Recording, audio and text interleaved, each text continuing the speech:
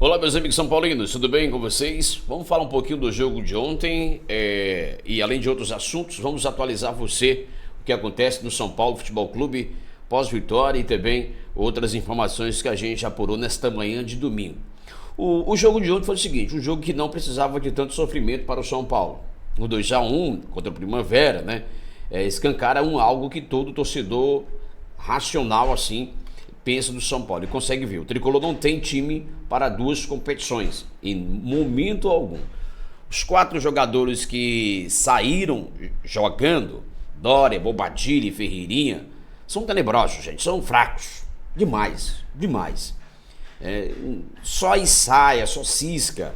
Eu ainda coloco nessa conta também outros também, tá? Olha, gente, Bobadilha é muito fraco jogador. Muito fraco. Eu não sei qual a existência do Crespo ainda com Bobadilha como primeiro volante. Ele saca o Danielzinho, deixa o Danielzinho no banco e coloca o Bobadilha para jogar. Aí coloca Bobadilha e Marcos Antônio. Marcos Antônio a gente sabe o diferencial que ele é para esse time do São Paulo. Claro, eu estou aqui fazendo minhas colocações. Imagino que vocês aí vão deixar nos comentários a de vocês também em relação. Tá? Eu tô aqui fazendo as minhas colocações.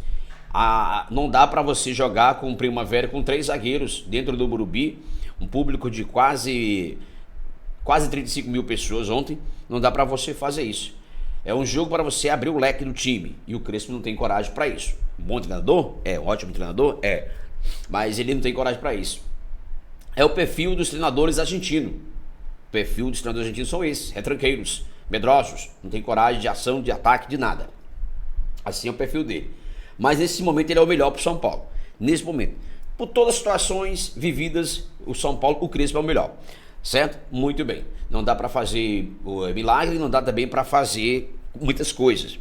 Certo? Mas a insistência do Crespo em algumas peças, né? O sistema de jogo dentro de casa, ele poderia fazer uma variação.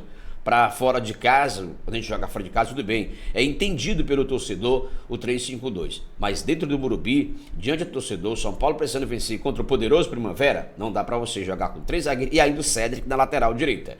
Cédric não é ala. Cédric não é ala. O Cédric não consegue jogar. Ele passou 10, 15 minutos do primeiro tempo sem função, sem o locutor, o narrador, falar no nome dele.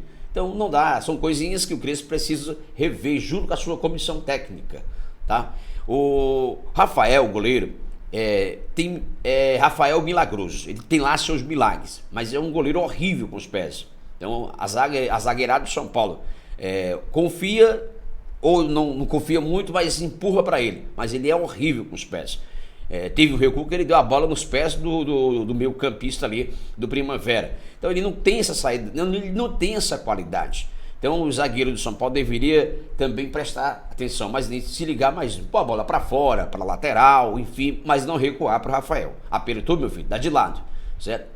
Fazer o simples, mas se dá para o Rafael acaba ocasionando um lance de perigo do adversário. Então são detalhes. A vitória foi convincente pelo placar, pelo resultado, mas não era para sofrer tanto, Infelizmente, sofreu algumas mudanças ali por teimosia do Crespo, a insistência do Crespo.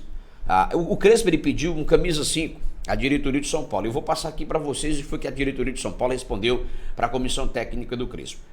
Avalia, testa o Luan e o Matheus Ferreira quando voltar de folga. Tá de folga, não é férias, tá de folga. Volta agora aí no final do mês. Então, aí a gente vai ver.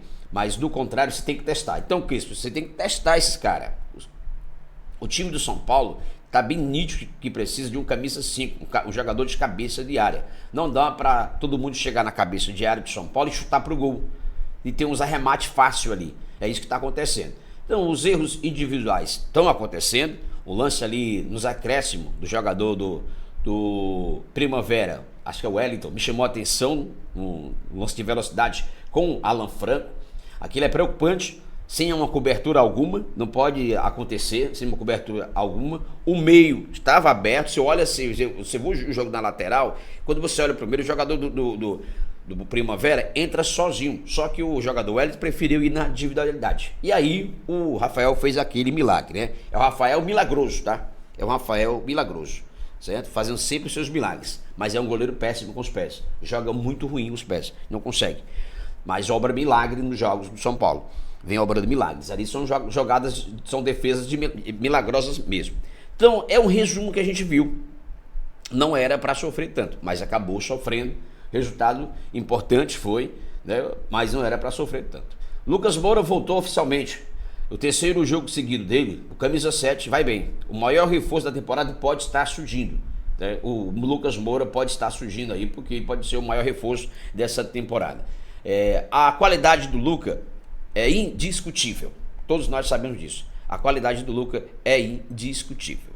A gente sabe que o problema do Lucas é a questão física, mas a qualidade dele é indiscutível, tá? Então o Lucas tá aí, fez um bom jogo ontem, talvez descanse contra a Ponte Preta, né? Ou descanse contra o Grêmio para jogar contra a Ponte Preta lá no estádio da Ponte, no Moisés Lucarelli.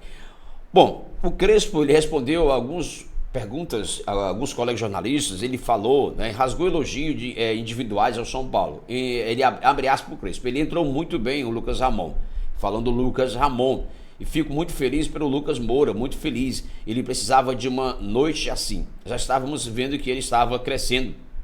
Fico muito feliz por Caleri também, Luciano, né? Quando entra, muda tudo. Eu gosto do Luciano quando ele sai do banco. Nesse ponto eu concordo com o Crespo. Quando o Luciano sai do banco, para mim, ele muda a história do jogo. Ele é um cara que causa mais preocupação para os adversários, né? O Rafael é um goleiro especial não, milagroso, né, Crespo? Você falou especial, para mim é um goleiro milagroso, ele obra muito milagres, mas é um péssimo goleiro com os pés, tá?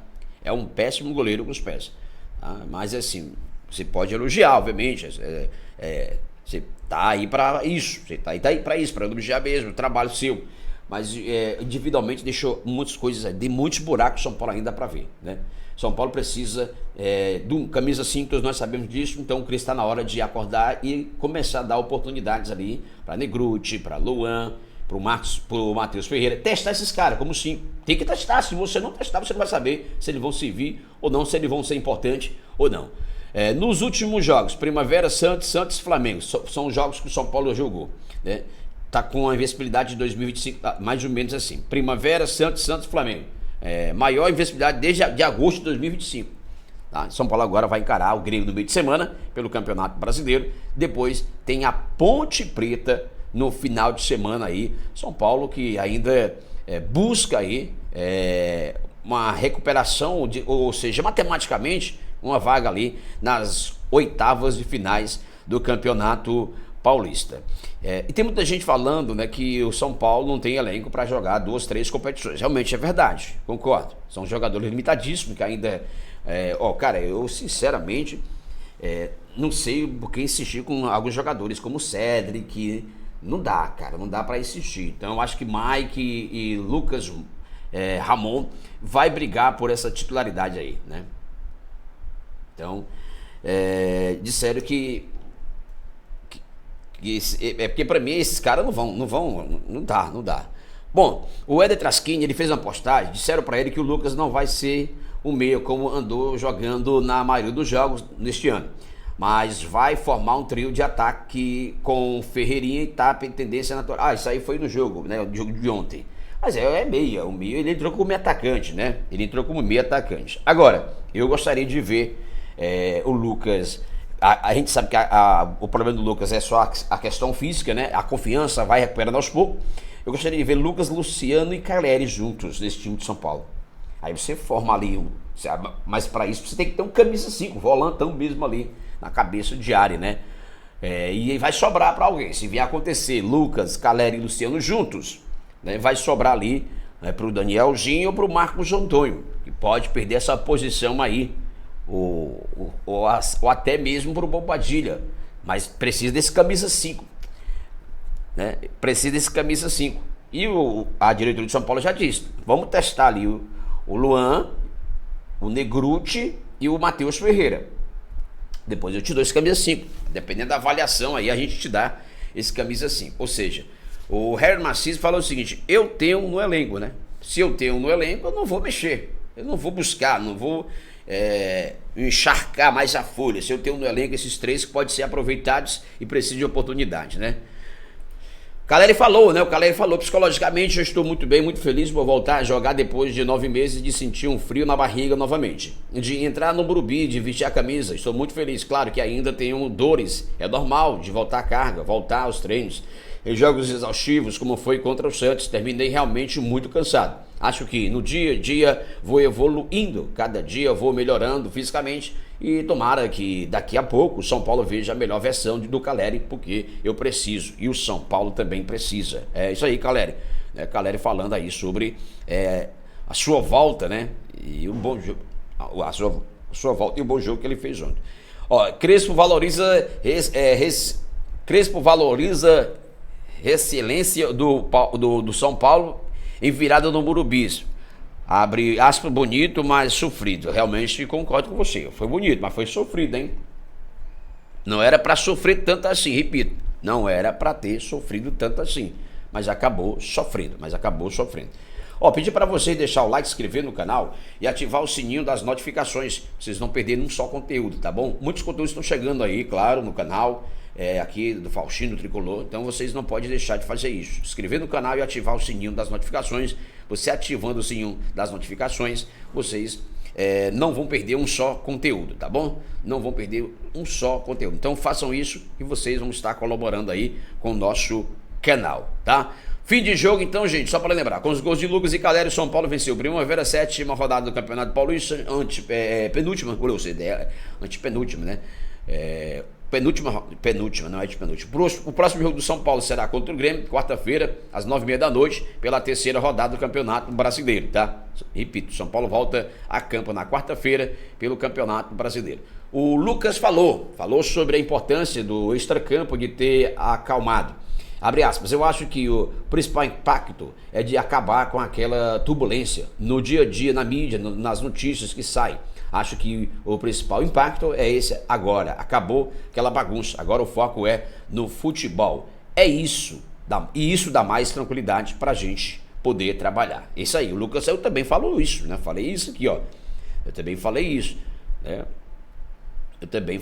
Ó.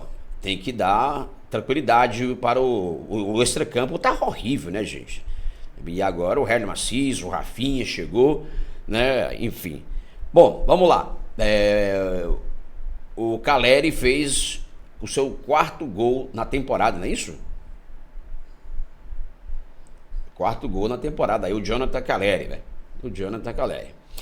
Ó, só pra gente fechar aqui o assunto do nosso vídeo de hoje, notícias de um viajante do tempo. Marcos Leonardo marca seu 3º gol, eliminando assim o Palmeiras do Paulo Instagram, fazendo o sinal de 3 mundiais, representando assim o São Paulo. Brincadeira, fora da parte, para encerrar aqui o nosso vídeo, porque tem uma foto aqui do Marcos Leonardo, o Marcos Leonardo com a camisa do São Paulo. Brincadeira, fora da parte.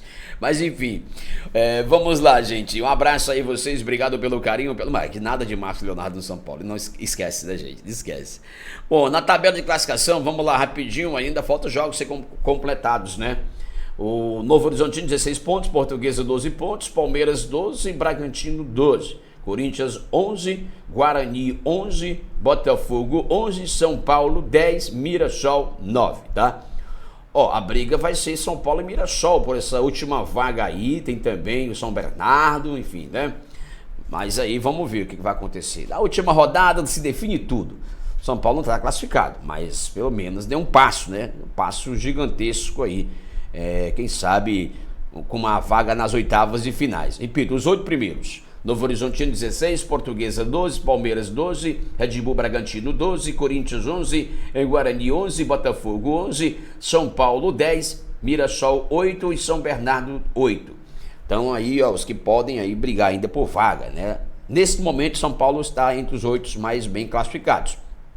Mas ainda falta fechar essa rodada de número 7. E tem a última rodada também. Tem a última rodada também para você, tá? Bom, 20 minutos e fez mais que todo mundo. Todo mundo. O Lucas Ramon. Entrou bem, hein? Entrou bem no jogo. Em 20 minutos ali já demonstrou, tá? Porque veio o Lucas Ramon, tá? Entrou bem. Muito bem, vamos encerrar o vídeo de hoje agradecendo o seu carinho. Não esquece de deixar o like, se inscrever no canal e ativar o sininho das notificações. Até o nosso próximo vídeo.